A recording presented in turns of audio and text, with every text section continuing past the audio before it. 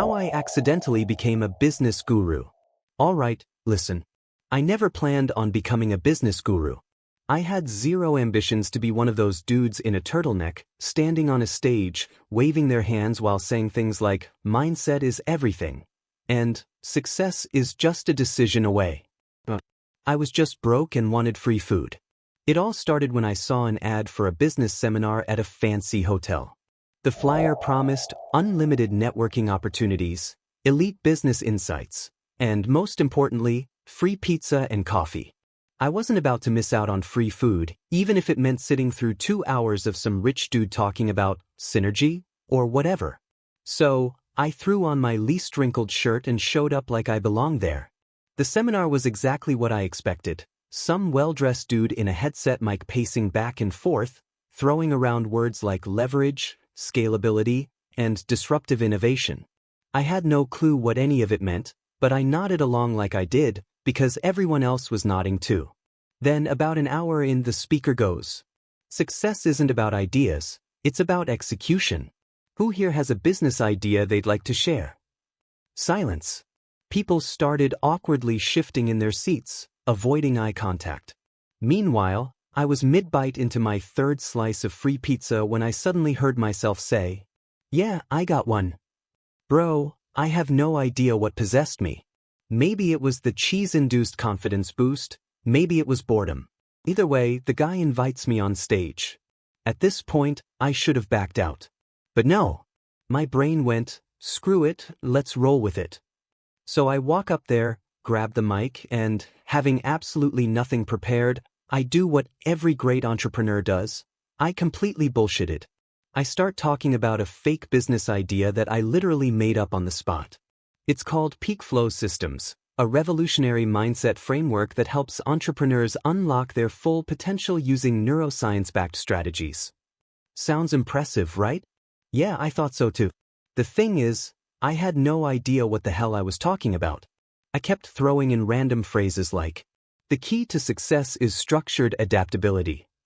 You don't need more time, you need better priorities. Most businesses fail because they lack a foundational mindset framework." I was just regurgitating random motivational crap I'd seen on Instagram. But somehow, the crowd loved it. People started nodding like I had just unlocked the secrets of the universe. Someone even started taking notes. The speaker himself looked impressed and said, "Wow, that's brilliant. Can you tell us more?" Bro, I had nothing more. I had already exhausted my entire business vocabulary. So what do? I hit him with the ultimate guru move. I pause dramatically, look around the room, and say, "I could explain it to you, but breakthroughs happen through experience, not just words." Then I just walked off the stage. And that's when I knew I had accidentally become a business guru. The rise of Peak Flow Systems, aka my scam business. After the event, people swarmed me. Entrepreneurs, investors, even a dude with a podcast. Some guy shook my hand and said, "Man, your perspective really changed the way I see my business." Another asked if I had an online course. A woman gave me her business card and said she wanted to invest. I had no idea what was happening. But instead of telling them the truth, that I was just here for free pizza, I rolled with it. By the next morning I had created a fake website for Peak Flow Systems. Thank you, free Wix templates. Started an Instagram page full of vague inspirational quotes. Launched a coaching program for $499 per session. Keep in mind, I had no actual coaching skills. But that didn't stop people from booking sessions. At first, I panicked. Then I realized, I didn't need to know anything. I just needed to sound like I did.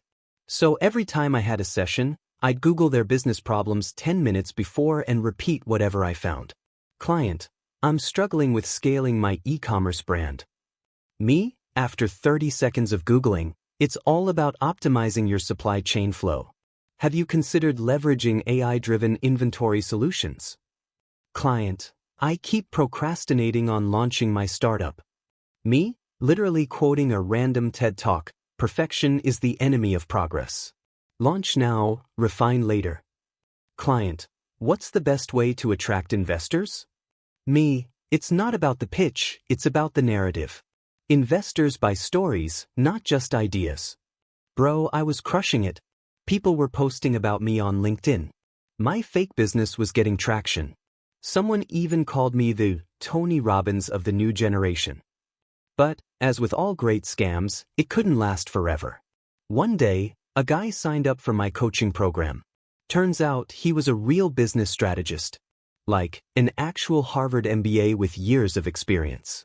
5 minutes into our session he goes, "Could you break down your neuroscience-backed strategies? I'd love to hear the research behind peak flow's methodology." Shit. I start sweating. My brain is scrambling for an answer.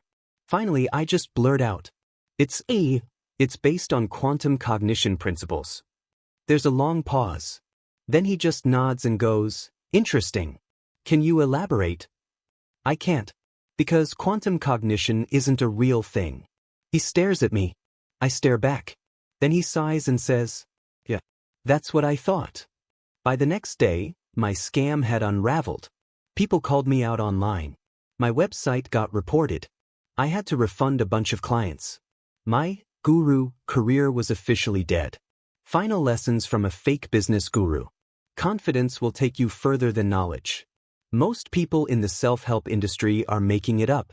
If you're gonna scam, don't do it on a stage in front of hundreds of people. And most importantly, never trust a guy who shows up to a business seminar just for free pizza. How I made a fortune on betting without knowing the rules. Alright, let me start by saying I know absolutely nothing about sports betting.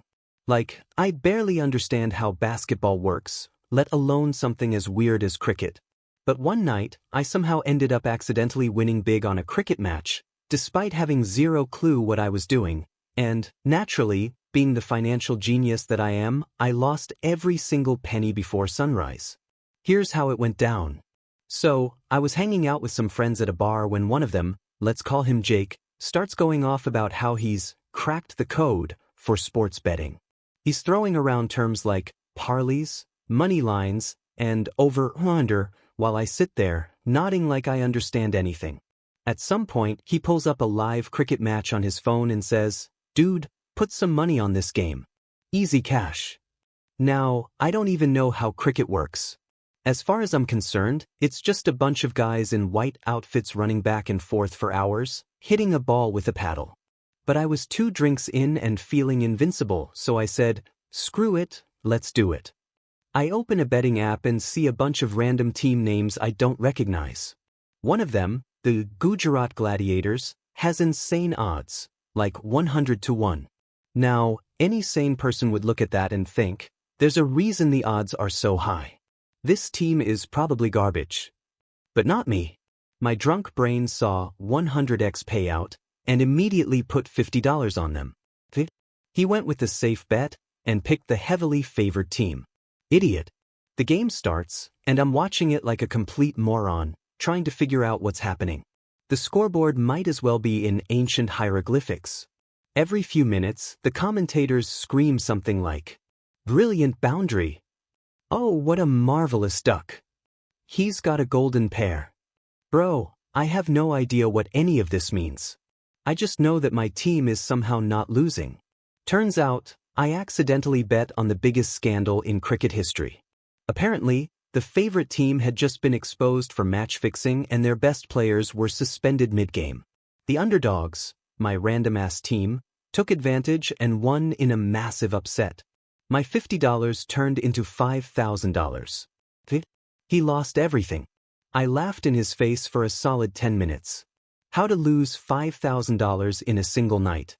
Now, any responsible person would cash out and go home. Maybe save the money. Pay off some bills. But no. I was drunk, overconfident, and in full, I'm a betting god mode. So, naturally, I did the stupidest thing possible. I told Jake, "Bro, we need to celebrate. On me."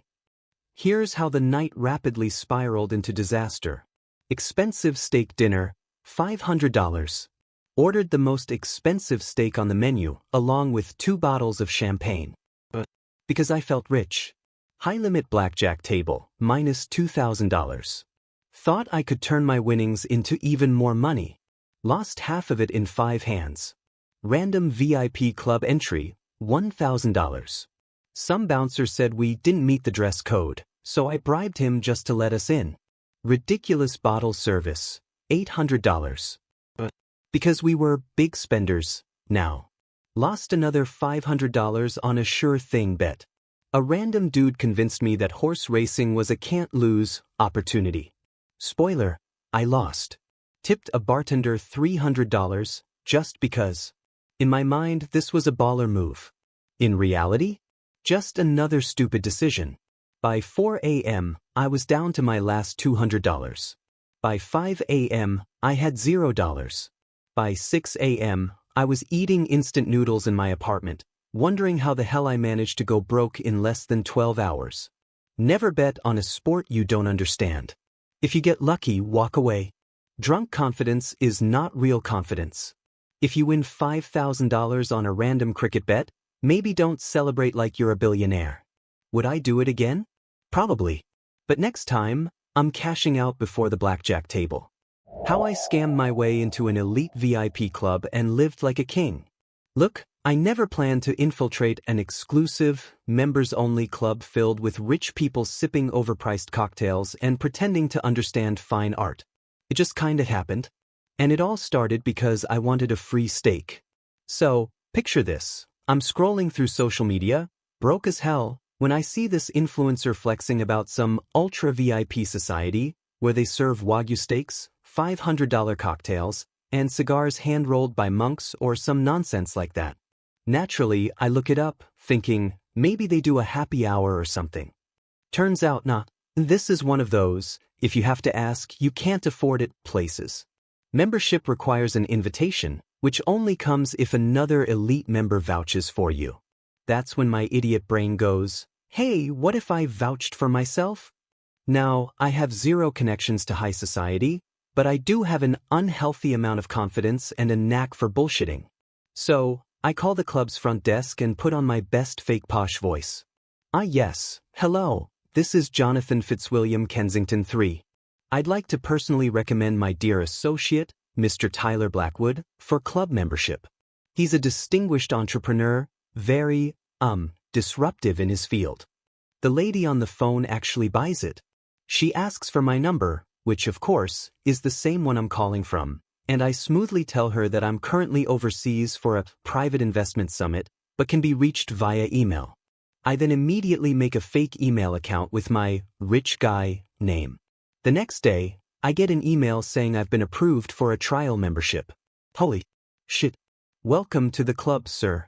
I show up in my best thrift store blazer, trying to look like someone who chooses to dress casually despite owning several yachts.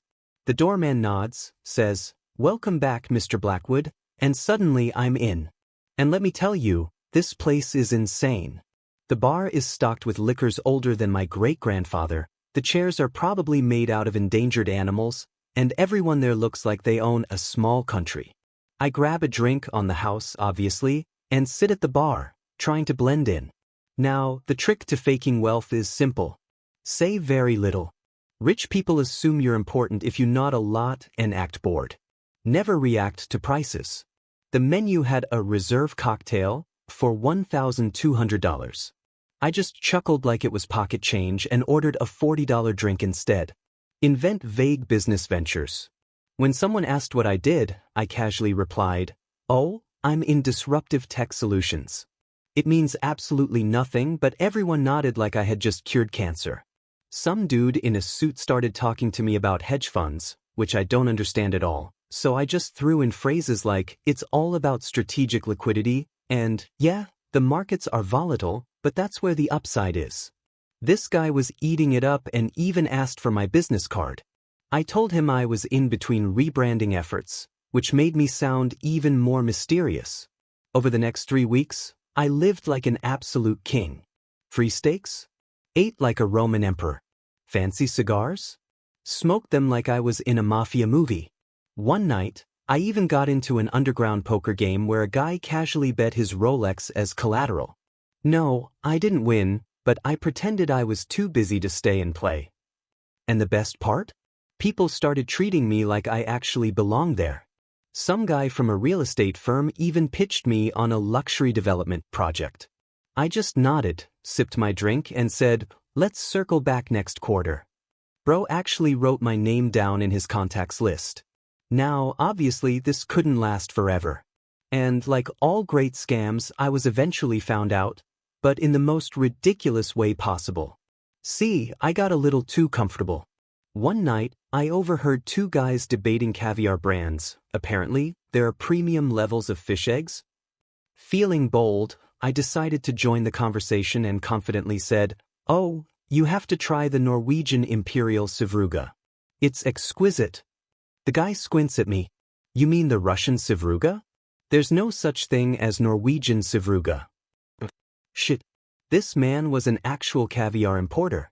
He immediately got suspicious, started asking way too many questions about my background, and within 10 minutes, I was in a side room with security. They grilled me, politely of course. This was still a classy establishment, and I tried to play it off. My associate Jonathan Fitzwilliam Kensington III can clear this up. They called the number on file. My phone rang in my pocket. Game over. I knew I was about to get tossed out, so I did the only logical thing. I stood up, looked the manager dead in the eyes, and said, "Gentlemen, this has been an enlightening experience. I'll be taking my leave now." Then I calmly walked out like I owned the place. Security just watched, probably confused by how bold I was. By the time they realized I had zero actual connections, I was already halfway down the street. Look, do I regret it? Absolutely not. I got to live like the 1% for almost a month, all because of a fake phone call and an overconfident attitude. Moral of the story? Confidence gets you further than credentials. Also, maybe don't lie about caviar to a guy whose literal job is selling caviar. Would I try it again? Probably not. But if another opportunity for free steak and luxury cocktails presents itself, who knows? How I got a promotion without doing anything. I accidentally tricked my boss into thinking I was some corporate genius. And before I knew it, I was in charge of an entire team without having the slightest clue what they actually did. It all started because I overslept. So, it was a Monday morning, and there was a big meeting that I was definitely supposed to attend. Like, your career depends on this kind of meeting. But my dumb ass? I forgot to set an alarm. I woke up 45 minutes late to a dozen missed calls from my coworker Greg, who had texted, "Dude, where are you? The boss is pissed." Now, most people would just admit they screwed up. But my brain, still half asleep and running on panic mode, decided, nah, we're gonna gaslight reality. I threw on my crumpled work shirt, sprinted out the door, and power walked into that office like I was on a mission from God. By the time I reached the conference room, the meeting was already in full swing. My boss, the terrifying and perpetually angry Mr. Carter, was mid-sentence when I flung open the door and marched in like I owned the place. Everyone went silent. All eyes were on me. Now, I could have apologized. I could have taken a seat and quietly prayed for survival. But instead, I did the only thing that could possibly save me. I sighed dramatically, wiped imaginary sweat from my forehead, and said, "Sorry I'm late. I was just on a call with the London office. Had to lock down a last-minute deal." I had no idea what I was talking about. But before anyone could ask questions, I immediately sat down, pulled out my laptop, and started fake-checking emails like I was too busy to explain further. And the craziest part? They bought it. Mr. Carter looked at me, then nodded approvingly and said, "That's the kind of initiative we need in this company." Meanwhile, Greg, who knew I was full of shit, was looking at me like I had just gotten away with murder. The rest of the meeting? I said absolutely nothing. Just sat there, nodding like some corporate philosopher while people discussed numbers I didn't understand. Then at the end, Carter goes, "Blackwood, I need you in my office after this." Shit. At this point, I thought I was about to get fired. But no. The moment I stepped into his office, Carter looked at me and said, "I like your energy. We need more people like you in leadership. Starting next week, you're the new head of business development." Excuse me, what? I had just finessed my way into a promotion by doing literally nothing. What does my department even do? Now, You'd think I'd feel proud of myself. But here's the problem. I had no idea what business development actually meant. Like, what did my team do? Were we selling things? Making partnerships? Smuggling arms? No clue. So, naturally, I did what any underqualified boss would do. Delegated everything. Every time someone asked me a question, I'd say, "Great initiative. Why don't you take the lead on that?" Problem solved. Spoke in vague corporate buzzwords. Whenever Carter asked for updates, I hit him with phrases that meant nothing. We're optimizing our outreach strategy. Looking at scalable growth opportunities. Really focusing on synergy this quarter. He ate it up. Googled my own job description. Turns out, business development is mostly networking and strategy. So I just scheduled a bunch of useless meetings to make it look like I was working. And somehow it worked. For about 2 months, I rode this wave of absolute nonsense. My boss trusted me. My team assumed I knew what I was doing. I even got invited to speak at a conference, which I avoided by claiming a last-minute emergency in Tokyo. But then it happened. A major client wanted a full business development strategy proposal. Mr. Carter, beaming with confidence, told me, "Blackwood, I know you've got this. Present it next week." I was so screwed. I had 2 choices. Admit I had no clue what I was doing and get fired. Find a way to escape before I was exposed. Naturally, I chose option number 2. So, the Friday before my big presentation, I walked into Carter's office and said, "I've been offered an executive role at a major firm overseas. They need me immediately." Carter, crushed, shook my hand and said, "I knew you were going places." By Monday morning, I was gone. And just like that, I had escaped corporate disaster. Confidence is everything. Even if you're clueless, just act like you belong. Corporate people love buzzwords. Just say scalability and growth strategy, but if you're about to get caught, quit before they figure it out. Would I do it again? Probably. But next time, I'm setting an alarm.